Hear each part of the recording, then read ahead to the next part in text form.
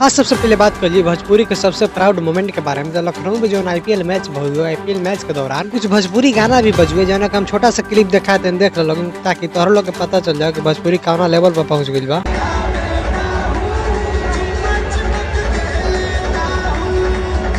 ओकरा बाद बात करी वनु द ग्रेट के बारे में। तो इंकरा के तू लोग जानते हो कि बोली मनी मिराज के साथ बहुत ही गाना में काम कर चुकल बाड़ी। तो इंकरा के त्रिमूर्ति म्यूजिक के ओनर आलम जी के तरफ से एगो स्कूटी गिफ्ट मिली है। ओकरा बाद बात करी धनंजय शर्मा के बारे में। तो खेसारी लाल यादव के घर देखे गए रहो, घर देख के का कहूँ और घर कैसन बनता वीडियो देखा थे, देख लो।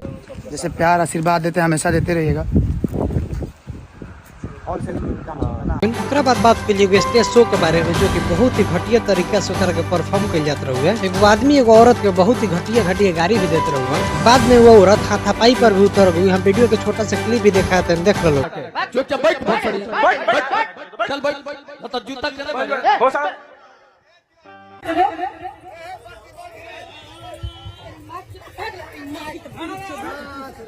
ओकरा बाद बात करिए भोजपुरी के बारे में। तू लोग भोजपुरी का गाना बहुत सुन ले हो, मगर का तू लोग भोजपुरी के रैप सॉन्ग सुन ले बड़ा लो? अगर नहीं का सुन लोगे तो भोजपुरी के छोटा सा रैप सॉन्ग सुन लोगे। 4 बजे उठे नहीं हम करे नहीं व्यायाम, 5 बजे करे जानी खेतवा में काम, अकेले हम काट देनी 4 काठा धान, गमछा बदे पर बिहारी के साथ। ओकरा बाद बात करिए एगो बहू के बारे में, जेकर अपने हिसाब से प्यार हो गई बटे, जौना के कारण वो अपना पति के साथ न रहे के चाहेली, खाली अपना सास के साथ रहे के चाहेली और अपना सास के साथ भाग के शादी भी करे के चाहेली। मगर उनका सास माना कर देली तो उनका के मारे के भी धमकी देले बाड़ी। हम उनका सास छोटा सा इंटरव्यू का वीडियो दिखाते हैं, देख लो।